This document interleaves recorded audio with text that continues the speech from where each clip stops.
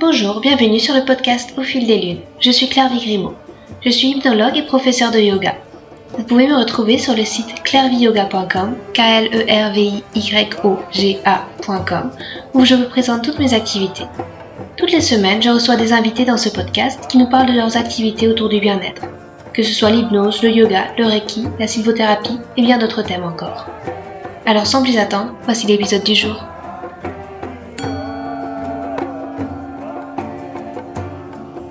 Dans cet épisode, je reçois Delph. Aux alentours de chaque pleine lune, je la retrouve avec d'autres sœurs de lune pour partager autour de l'enseignement des 13 mères originelles. Ce cercle, Delph en est à l'origine. Elle le fait vivre et nous partage ses connaissances et son expérience, en nous présentant le conte et ses différents degrés de lecture, à chaque fois avec pertinence, émotion et cœur. Pourtant, pour en arriver là, dans cet éveil éclairé à la spiritualité féminine, les chemins qu'elle a suivis ont été sinueux. Des études en finance internationale, une carrière de dirigeante d'entreprise, évoluant dans des milieux très masculins, de ses collègues à ses 4 fils, ce sont des appels du destin qui lui ont fait changer de direction et de vision sur la vie. Tout d'abord par une prise de conscience assez brutale, pour aller vers une meilleure compréhension d'un de ses garçons présentant des traits autistiques. Alors elle nous raconte avec humilité et simplicité son histoire, la remise en cause de ses certitudes, ce qui l'a menée dans la voie du chamanisme, ce qu'elle y a appris, avec humour et franc-parler. Pour elle, pas de serpent à plumes ou de grands ours gris qui apportent des messages, mais de petits cailloux blancs qui indiquent le chemin, qui font que, presque imperceptiblement, la vie change. Et puis sans même s'en rendre compte, on se trouve à faire un grand écart entre ce qu'on en a été et ce qu'on en est devenu. Elle nous parle aussi du féminin comme un cadeau, de cette douloureuse révélation, connue lors d'un rituel de rencontre avec la mort symbolique, transmutée en une prise de conscience incroyable, au milieu d'un festival, entouré de femmes à rire, chanter, dans une sororité bienveillante. C'est peut-être là que s'est révélée sa mission, celle de transmettre ses savoirs, son expérience, de cœur à cœur, avec l'enseignement des 13 mères qui est devenu plus prégnant, et un joli projet, celui de réancrer l'enseignement profondément amérindien de Jamil Sams sur nos terres occidentales, avec notre culture et nos traditions. Une discussion comme une douce ascension, dans laquelle on se laisse porter par les mots de Delph, avec une leçon transmise, celle que nous pouvons tous prendre des voies différentes, que ce soit le yoga, le chamanisme, la sorcellerie, pour aller au sommet de la montagne, et que là-haut, nous aurons tous le même panorama. Et qu'est-ce qu'il est beau, quand il est admiré avec les yeux du cœur.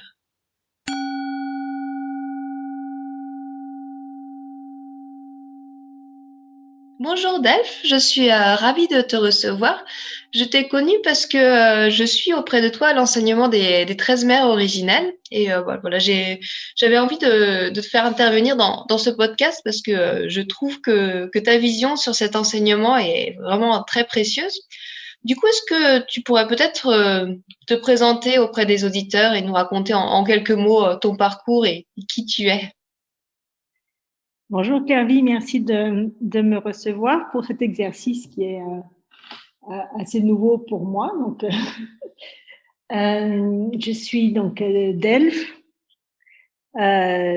J'ai suivi un chemin assez sinueux avec beaucoup de virages, beaucoup de pentes et beaucoup de descentes dans l'autre sens. Je ne suis pas le public cible, je dirais, pour tout ce qui est chemin spirituel. J'ai grandi dans l'athéisme le plus complet. J'ai fait des études de finance internationale. Donc, je ne suis vraiment pas dans ce milieu de thérapeutes, de personnes croyantes avec une foi présente depuis l'enfance qui pourrait les mener sur des chemins spirituels plus tôt. Et pourtant, voilà, la spiritualité est venue à moi. Je crois qu'à un moment, on reçoit des petits coups de pied du destin, des petits appels de l'au-delà qui nous font arriver sur des chemins dont on ne soupçonnait même pas d'existence. Pour ma part, le petit coup de pied du destin est venu d'un de mes enfants. J'ai 4 enfants qu'on appelle différents, tous les 4, dont un qui est un peu plus différent encore que les autres avec des traits autistiques. Et cet enfant-là m'a effectivement fait remettre en cause toute ma vie, toutes mes certitudes, tous mes schémas mentaux, toutes mes fausses croyances, et m'a emmené sur un parcours en marge, en parallèle. Et ça fait donc quelques années, un peu plus de 10 ans maintenant, que j'explore tous ces chemins en parallèle qui sont d'une richesse extraordinaire. Et donc j'ai commencé en fait mon chemin par le chamanisme. C'est ça qui est venu à moi en premier. Et j'ai exploré différentes traditions par le parcours que j'ai pu suivre, des traditions nord-américaines, des traditions mongoles, un petit peu de traditions sibériennes, africaines. Et c'était un chemin extrêmement riche parce qu'en fait, il m'a mené au mien. Nous sommes sur des terres qui ont été déconnectées par l'histoire, déconnectées de nos traditions ancestrales. Et ces traditions nous reviennent en fait grâce aux traditions d'autres peuples. Et j'ai beaucoup de gratitude pour tous ces peuples-là qui nous aident à nous reconnecter. Et aujourd'hui, c'est vrai que je suis ma propre voix. Je ne m'affilie pas à une tradition, même si par chez nous, les influences celtiques sont plus prégnantes. Pour autant, voilà, je ne me réclame pas d'une tradition particulière. J'ai vraiment appris à suivre ma propre voie. Et au cours de ce chemin-là, j'ai rencontré le féminin. Je suis, moi, une personne qui était très ancrée dans la masculinité, très ancrée dans la volonté, dans l'action. Et j'ai reçu vraiment le féminin comme un cadeau. Et l'enseignement des mères de clan a été vraiment un révélateur pour moi. Une connaissance de la femme, une connaissance de la sororité, une connaissance de la place du féminin dans le monde.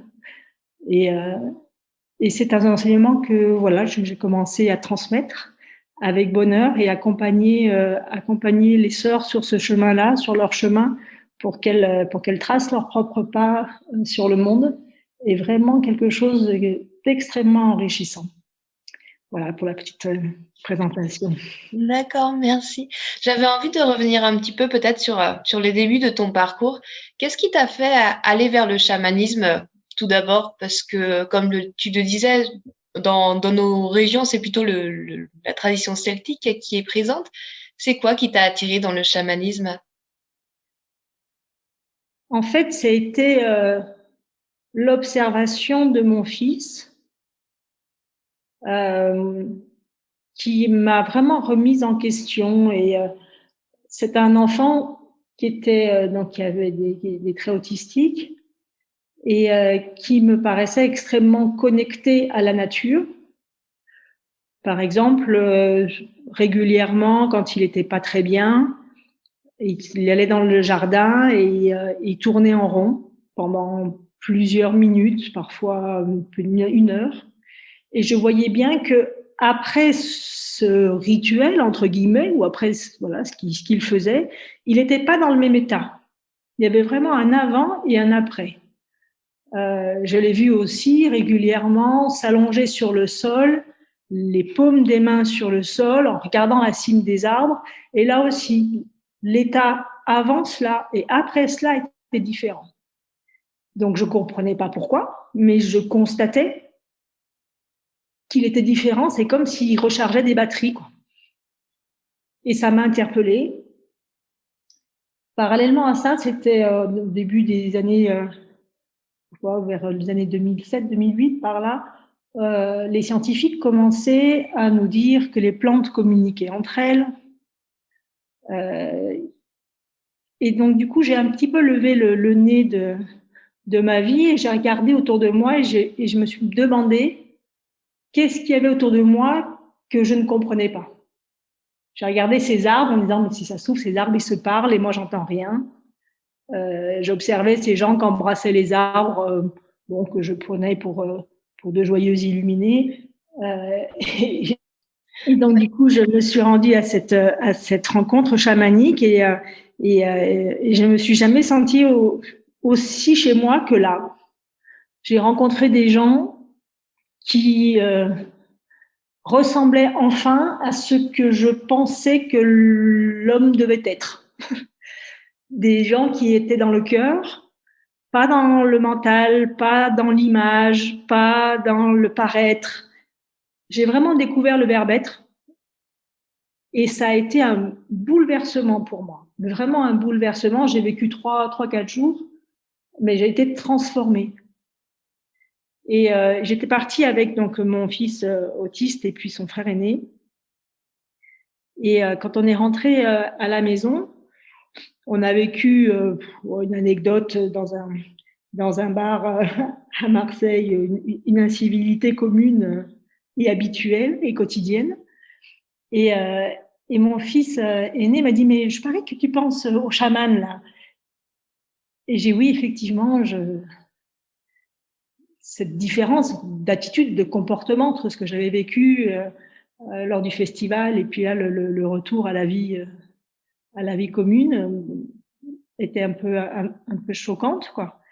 Et, et mon fils me dit, mais en fait, on croit qu'ils sont fous, mais c'est tous les autres qui sont fous.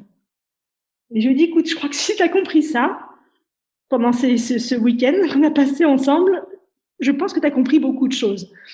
Et voilà comment a débuté mon parcours. Parce qu'en fait, effectivement, dans ce festival-là, j'ai vraiment rencontré la normalité, en fait, de ce que ça devrait être, ce que l'humanité devrait être.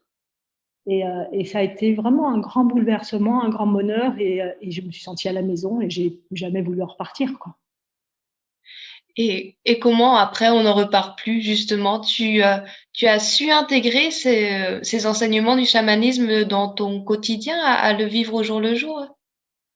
Oui, j'ai d'abord participé à des rencontres ici ou là, et puis j'ai suivi un chemin spirituel qui a duré 2 ans, tous les week-ends, avec des rencontres, un week-end par mois, avec une approche justement donc de différentes traditions.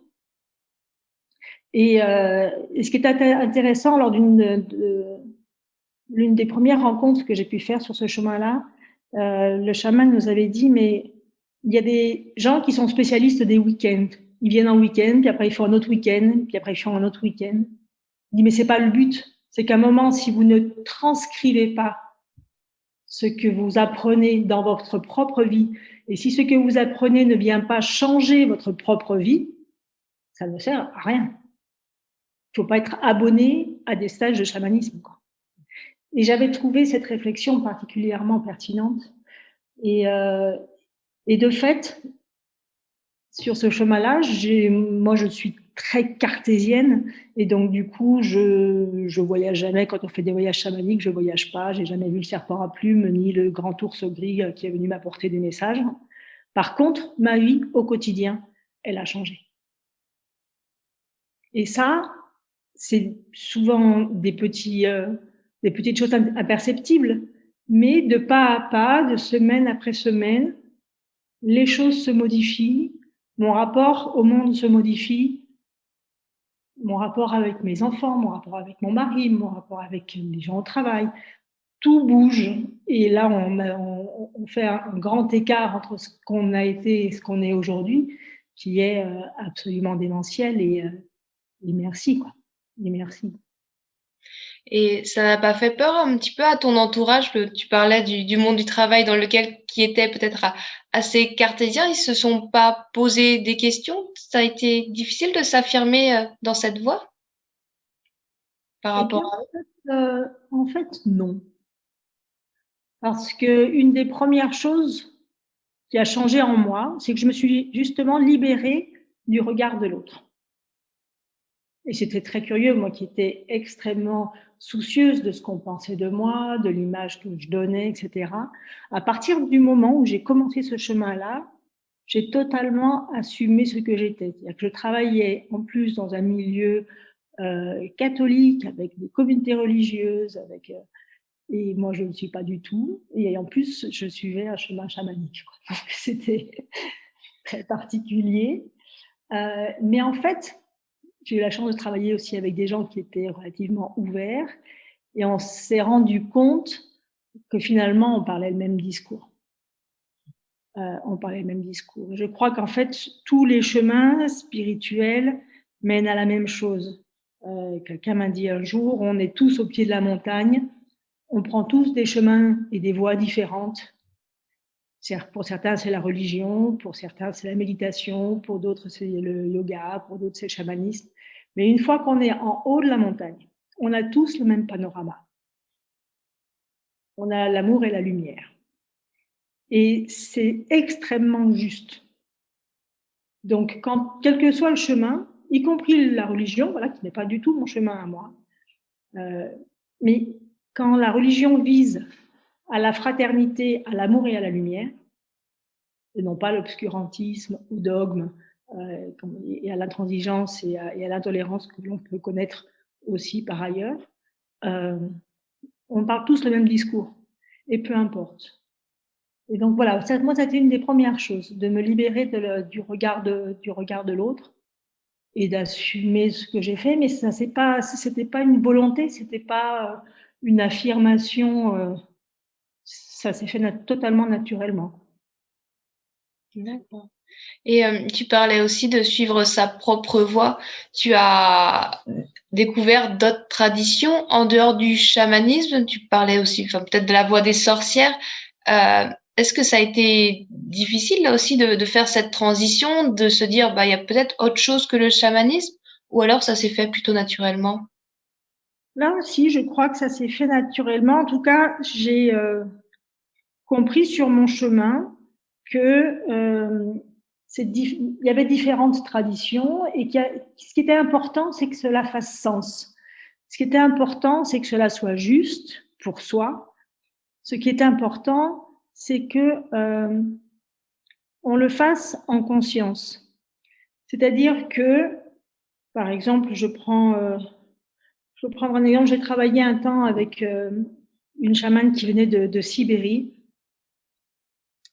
et qui est une femme extraordinaire et d'une puissance que je ne soupçonnais même pas. Et à un moment, on fait un rituel, elle nous montre un rituel qui est un rituel de salutation à, euh, à un mont qui est en Sibérie. Et donc, on sent que les chamans sibériens ont une dévotion sur cette montagne-là, par rapport à cette montagne-là, et qui l'a pris tous les jours. Et donc, ils, ils, ils s'ancrent à la terre, ils se mettent en intériorité, et ils vont faire une prière à ce mont, et ils disent Oh, Shelikan, oh, Shelikan. Et donc, on était là, nous tous, le groupe, à prier ce mont-là avec elle. Et je me disais, mais ça n'a pas de sens pour moi, quoi. Ce mont-là, il est en Sibérie. Enfin, aller le prier me paraissait totalement incongru, quoi. Donc, je l'ai fait avec beaucoup de respect parce qu'on le faisait avec elle, mais c'est pas quelque chose que j'ai retenu, moi, sur ma voie, parce que ça fait pas sens. En revanche, on a fait des choses avec elle, et notamment dans la création des objets de pouvoir qui ont été merveilleux, et c'est quelque chose que j'ai gardé. Et aujourd'hui, quand je fais un bâton de parole, quand je travaille sur les boucliers des mères de clan, je suis dans cette même posture d'intériorité et tout ce qu'elle a pu m'apporter, parce que ça, oui, ça a fait sens pour moi. Donc, en fait, je suis allée prendre ici ou là ce qui m'apportait, ce qui pour moi était juste, et j'ai laissé plein d'autres choses. C'est pas sans dénigrer ce qu'ils vivent eux, parce que c'est leur tradition. Mais par contre, c'était important, c'est de faire vraiment faire sens pour moi. Et c'est vraiment ça le message de la seconde mère de clan, donc qui dit que toute tradition commence en fait dans la mesure où cette tradition est sacrée pour une seule personne, elle devient tradition. Donc, il vaut mieux, à mon sens, créer sa propre prière qui fait sens que d'aller réciter une prière toute faite de façon automatique où il n'y a plus rien derrière pour nous, quoi. On n'est pas là pour faire du perroquet, pour être un perroquet et réciter des choses et calquer des choses et mimer des rituels. Soit ça fait sens pour nous et donc ça devient sacré. Si c'est juste le fait de répéter, de calquer, de singer, ça n'a pas de sens. Et qu'est-ce qui a fait sens pour toi dans la voix des sorcières? Vraiment la connexion à la nature, d'abord. Pour moi, vraiment, être sorcière, c'est vivre au rythme du temps, au rythme des saisons, au rythme de la terre.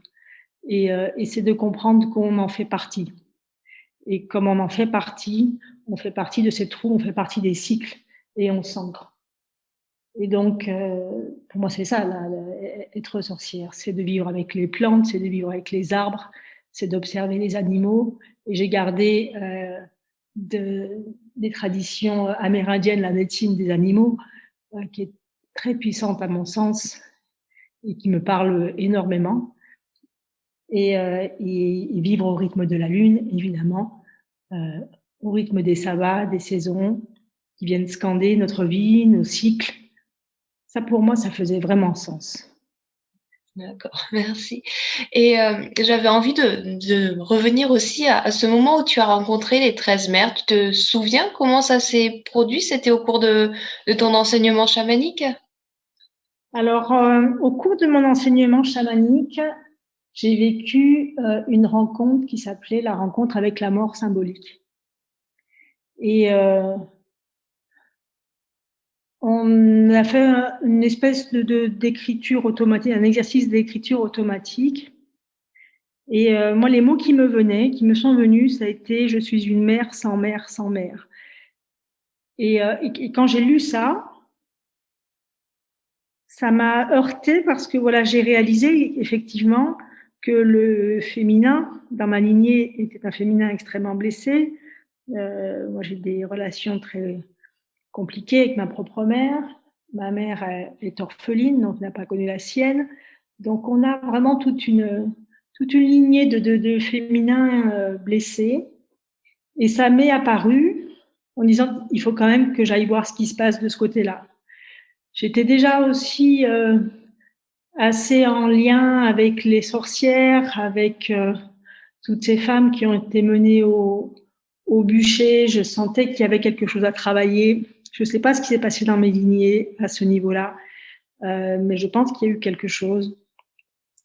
Et je me suis dit, tiens, il faut que j'aille voir un petit peu ça. Et une des chamanes avec lesquelles je travaillais organisait à l'époque une grande rencontre de sœurs, une fois l'an, au Sainte-Marie de la Mer. Et je m'y suis rendue, et donc je me suis retrouvée, moi qui était vraiment du côté très très masculin, qui avait l'habitude de travailler avec des hommes, qui, quand j'étais dirigeante d'entreprise, je dirigeais des équipes essentiellement masculines.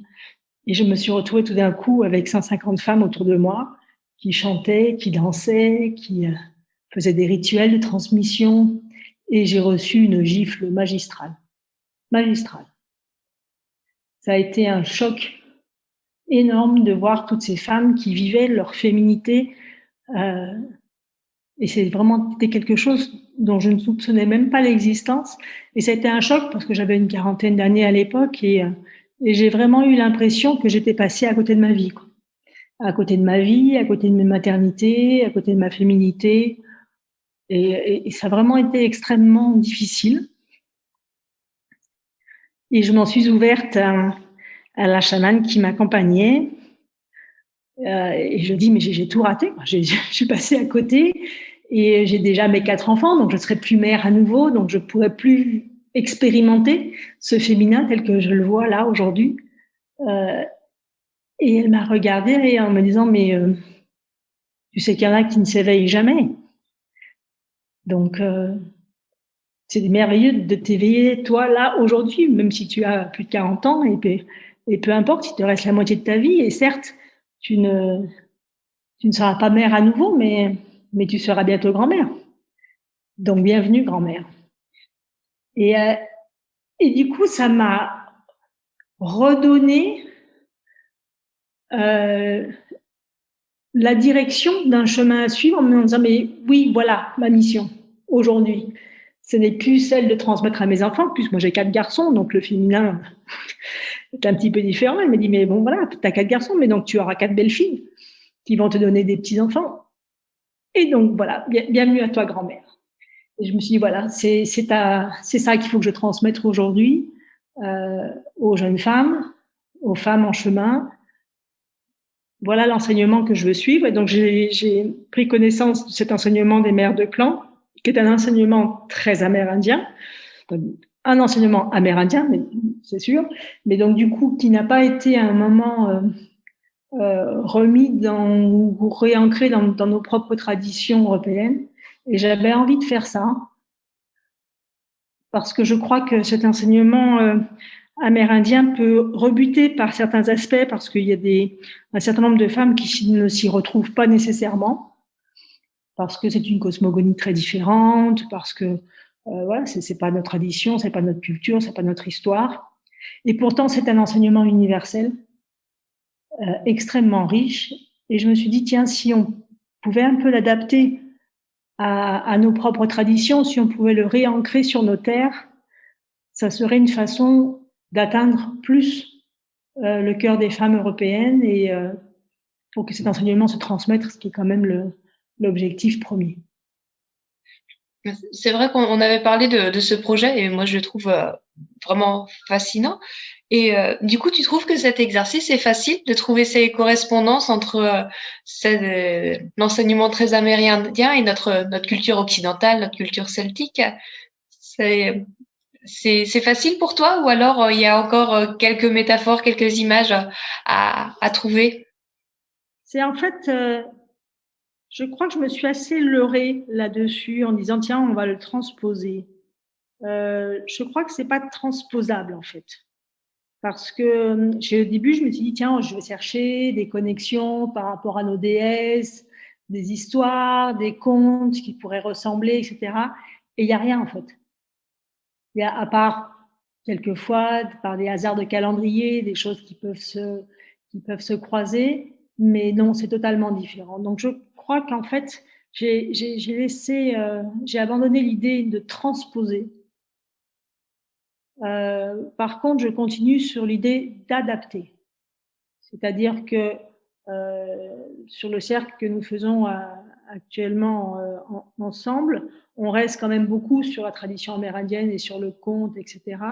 Mais je pense qu'au fil des cycles que je vais pouvoir faire avec ces mères de clan et avec les co-créations que nous apporte chaque cercle et chaque femme là-dessus, on arrivera peu à peu à le réancrer chez nous. Il y a eu des poèmes qui ont été écrits lors de nos cercles, il y a des histoires qui ont été écrites, et on va pouvoir petit à petit laisser, alors pas abandonner, parce que pour moi c'est important que la tradition amérindienne d'où vient cet enseignement soit présente. Donc je crois pas qu'il faille leur tourner le dos totalement en disant bon on laisse ça et on va sur autre chose. Je crois que en tout cas pour moi c'est important que ces mères de clan soient là dans leur enseignement, mais par contre ouvrir sur autre chose et donner le choix aux femmes de soit vraiment s'intégrer dans le conte de Jamie Sam ou de faire autre chose en prenant juste la substantifique moelle de l'enseignement et d'avancer sur ce chemin-là avec juste l'enseignement qui est donné. C'est un choix du coup qui ouvre sur d'autres possibilités, et notamment d'autres possibilités de tradition. C'est vrai que moi, je trouve ces contes tellement riches et avec tellement aussi de degrés de lecture que, comme tu le disais, l'exercice de transposition est quasi impossible, que chacun, au final, il dépose ce qu'il a envie d'y déposer, il voit ce qu'il a envie d'y voir, que faire ces parallèles entre un conte plus traditionnel occidental est vraiment pas facile à faire. Et, euh, et ce chemin avec les 13 mers, c'est quelque chose que tu envisages de faire tous les ans ou alors ça prend fin à un moment quelconque? Pour l'instant, je crois que je vais renouveler parce que justement, je pense qu'à chaque cycle, on arrivera de plus en plus à réancrer sur cet enseignement sur nos terres. Et donc, j'ai vraiment très, très envie de revivre année après année cet apport qui, je pense, va s'approfondir cycle après cycle. Bon, je vois déjà la richesse de notre cercle actuel et ce que ça nous apporte. Je me dis que voilà, renouveler ça le temps qu'il faudra, je ne sais pas, ça durera peut-être 2 cycles, ça en durera peut-être 20, j'en sais rien aujourd'hui. Et ça, je laisse l'univers voilà, m'apporter les réponses là-dessus. Là, c'est vrai que en ce moment, on fait nos cercles en visio, ce qui est à la fois très riche parce que ça nous permet d'avoir des gens d'horizons très différents et très éloignés géographiquement. J'espère néanmoins pouvoir vraiment faire des cercles en présentiel et des rencontres en présentiel parce que c'est tellement, tellement, tellement différent. Et, la, la, la, la force du groupe, la force du cercle quand il y a des rencontres, quand on chante ensemble, quand on co-crée ensemble, quand on joue du tambour ensemble, il y a des connexions et des forces qui se créent qui n'ont rien à voir avec un cercle en visioconférence, même si c'est déjà riche. Et quand je vois effectivement les liens qui peuvent se tisser aujourd'hui entre les sœurs du cercle, je trouve ça déjà extrêmement beau et extrêmement riche. Et je me dis, voilà, en présentiel, c'est juste très, très, très différent. Et peut-être pour finir notre entretien, tu as des projets à plus ou moins long terme que tu as envie de voir naître?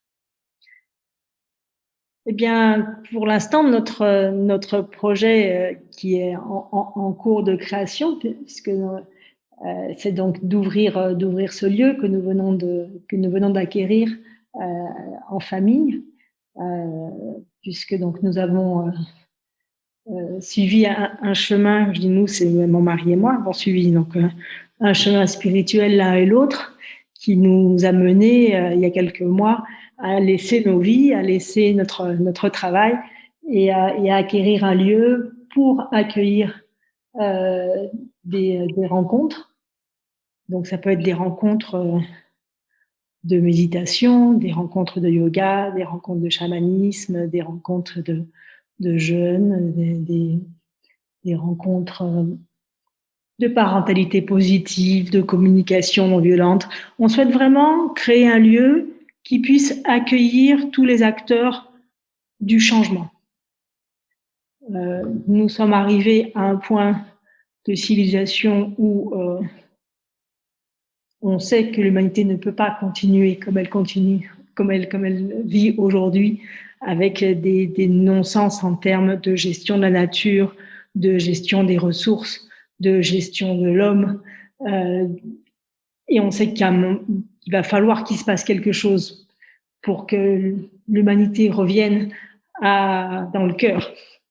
Et donc, on souhaite vraiment, voilà, on a vraiment souhaité acquérir un lieu qui permette à tous ces acteurs-là de se rencontrer, de se réunir, d'avancer, et un lieu où les personnes qui se mettent en chemin, comme nous l'avons été il y a une quinzaine d'années, puissent trouver la petite lumière qui va leur faire dire que tiens, j'ai fait un pas, est-ce que j'en ferai pas un deuxième? Et voilà, on est là pour ça. Donc, du coup, on est en train de rénover ce lieu-là, qui va ouvrir ses portes là, dans les prochaines semaines. Nous y ferons certainement, nous, des propres rencontres, les maires de clans, etc., ici. Et puis, voilà, on accueille tous les gens qui souhaitent ouvrir le cœur des autres ici.